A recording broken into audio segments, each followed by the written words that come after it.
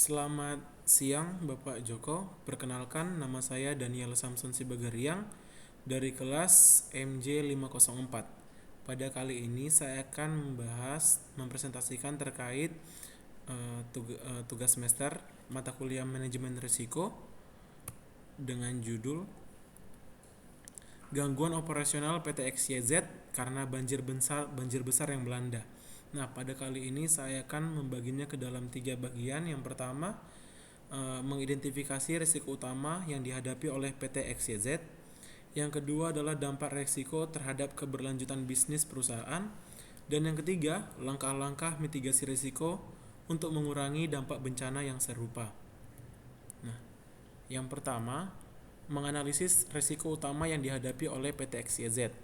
Nah, risiko utama akibat banjir pada transportasi.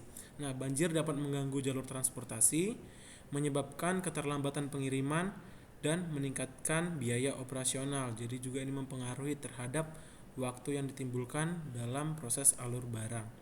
Yang kedua adalah dampak banjir terhadap ketersediaan barang. Banjir dapat menyebabkan kerusakan barang dan mengurangi ketersediaan produk, sehingga mempengaruhi rantai pasokan. Ini sangat mempengaruhi karena banjir itu sendiri merupakan bencana yang dapat memberikan dampak yang sangat terasa untuk usahawan seperti PT XYZ di bidang logistik. Yang ketiga adalah mitigasi risiko banjir melalui teknologi. Penggunaan teknologi seperti pemantauan cuaca yang bisa kita download di gawai kita sendiri seperti BMKG atau semacamnya, dan sistem manajemen risiko dapat membantu mengurangi dampak banjir. Selanjutnya, mengidentifikasi bahaya banjir bagi pengiriman barang. Yang pertama, bahaya utama bagi pengiriman barang akibat banjir. Pengiriman barang berisiko tinggi saat banjir, termasuk kerusakan fisik dan keterlambatan yang signifikan. Yang kedua, peran karyawan dalam mitigasi risiko banjir.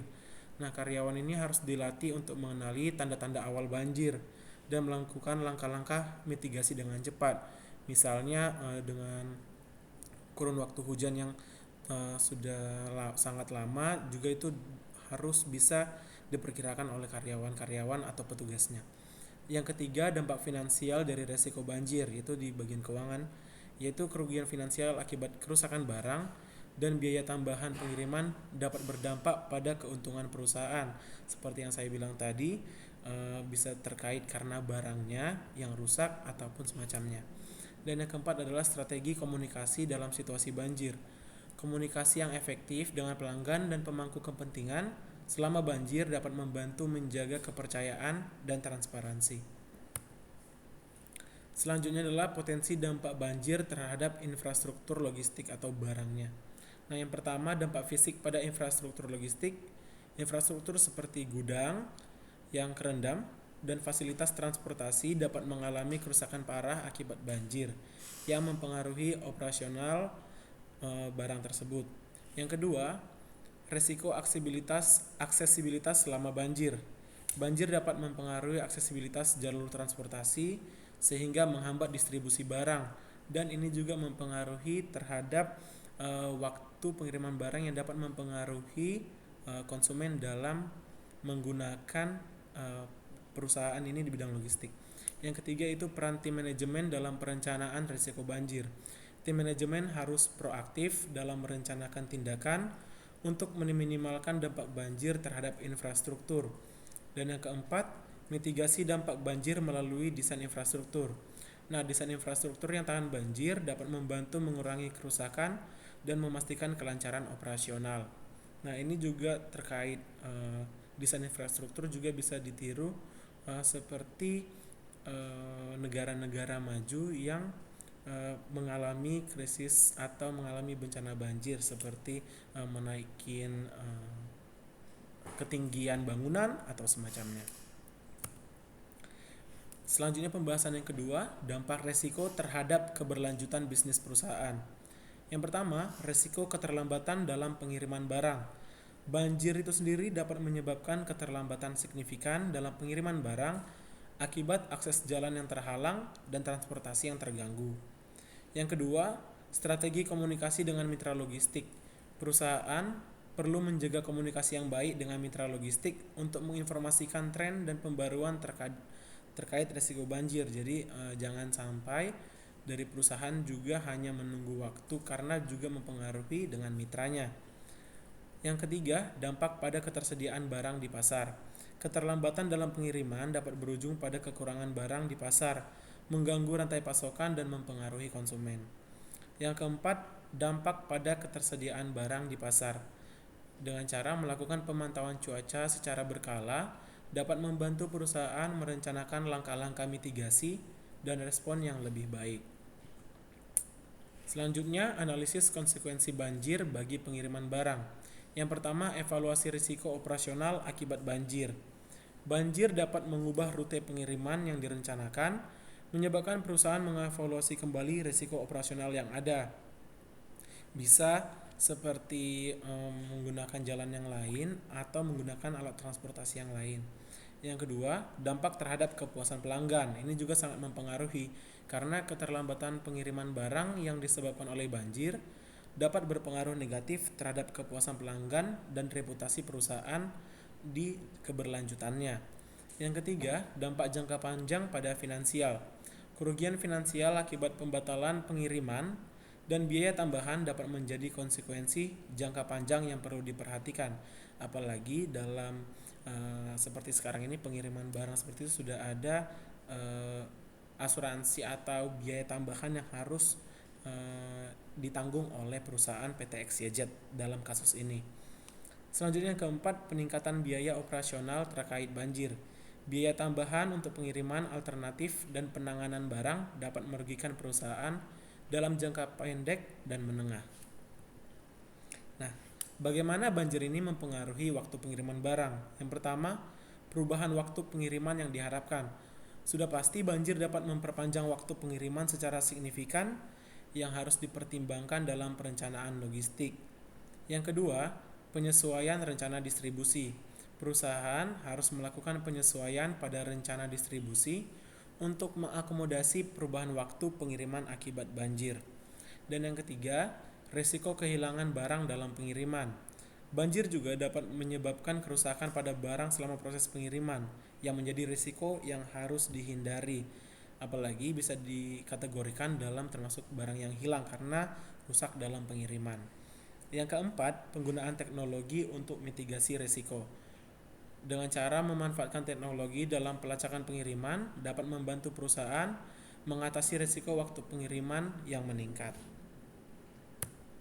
Selanjutnya adalah langkah-langkah mitigasi risiko untuk mengurangi dampak bencana serupa, yaitu banjir ini sendiri. Strategi mitigasi risiko untuk menghadapi potensi banjir. Yang pertama, identifikasi risiko banjir pada logistiknya, yaitu melakukan analisis risiko untuk mengidentifikasi potensi banjir yang dapat mempengaruhi operasional logistik. Yang kedua, pengaruh banjir terhadap rantai pasok. Menganalisis dampak banjir terhadap rantai pasok dan pengiriman barang serta penundaan yang mungkin terjadi. Yang ketiga, peran tim dalam mitigasi risiko, yaitu melibatkan seluruh tim dalam proses mitigasi risiko agar semua pihak memahami langkah yang harus diambil. Jadi setiap kekurangan yang terjadi pada PT XYZ dapat dimaksimalkan dengan melibatkan seluruh tim. Selanjutnya, pengembangan rencana antisipasi untuk risiko banjir. Yang pertama, pelatihan bagi karyawan tentang banjir. Jadi, mengadakan pelatihan bagi karyawan mengenai prosedur darurat yang harus diikuti saat terjadi banjir, seperti mungkin menjauhkan barang-barang logistik dari arus listrik yang mungkin terkena banjir, mungkin dan seperti itu. Selanjutnya yang kedua, simulasi dan uji coba rencana kontingensi atau dampaknya ya, yaitu dengan melakukan simulasi untuk menguji efektivitas rencana kontingensi yang telah disusun. Yang ketiga, rencana kontingensi untuk operasional logistik, yaitu menyusun rencana kontingensi yang jelas untuk menjaga kelangsungan operasional saat banjir terjadi. Nah, selanjutnya langkah-langkah proaktif dalam mitigasi risiko banjir. Yang pertama, Penerapan teknologi untuk pemantauan cuaca, yaitu menggunakan teknologi untuk memantau kondisi cuaca dan memperkirakan potensi banjir. Seperti aplikasi BMKG juga sudah terupdate setiap harinya yang dapat kita pantau sendiri melalui HP atau teknologi kita, sehingga kita dapat menghindari akibat dari banjir ini sendiri. Yang kedua, kerjasama dengan pihak berwenang. Bekerja sama dengan pemerintah dan pihak terkait untuk mendapatkan informasi terkini mengenai resiko banjir. Kan kita bisa mengecek tuh banjirnya parah atau tidak di kawasan kita sendiri atau di kawasan PT XYZ ini. Yang ketiga, penguatan infrastruktur logistik. Melakukan perbaikan dan penguatan infrastruktur logistik untuk mengurangi dampak banjir. Yang keempat, pengembangan sistem peringatan dini. Jadi membangun sistem peringatan dini untuk memberikan informasi kepada seluruh karyawan terkait potensi banjir. Selanjutnya adalah PT XYZ harus melakukan kolaborasi dengan komunitas dalam bencana banjir ini. Yang pertama yaitu peran masyarakat dalam penanganan bencana banjir.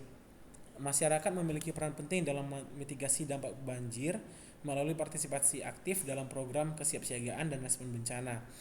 Yang kedua, inisiatif lokal untuk mendukung logistik. Inisiatif masyarakat lokal dapat membantu mengoptimalkan rantai pasokan dan mempercepat proses pemulihan pasca banjir. Selanjutnya, pentingnya keterlibatan masyarakat dalam manajemen logistik. Yang pertama, masyarakat sebagai mitra strategis dalam logistik.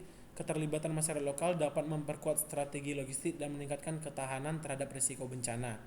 Yang kedua, pelatihan bagi masyarakat dalam manajemen bencana.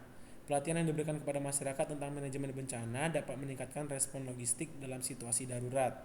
Yang ketiga, dampak sosial dari banjir terhadap logistik.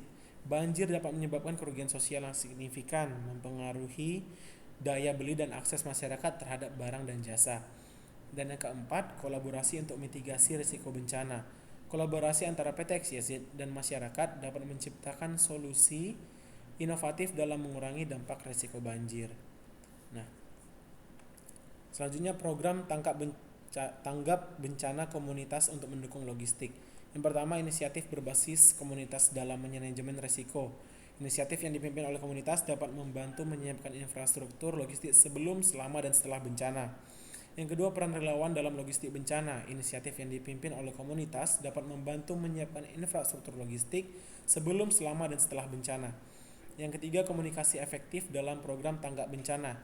Inisiatif yang dipimpin oleh komunitas dapat membantu menyiapkan infrastruktur logistik sebelum, selama, dan setelah bencana. Baik, sekian presentasi dari saya. Atas perhatiannya saya ucapkan terima kasih.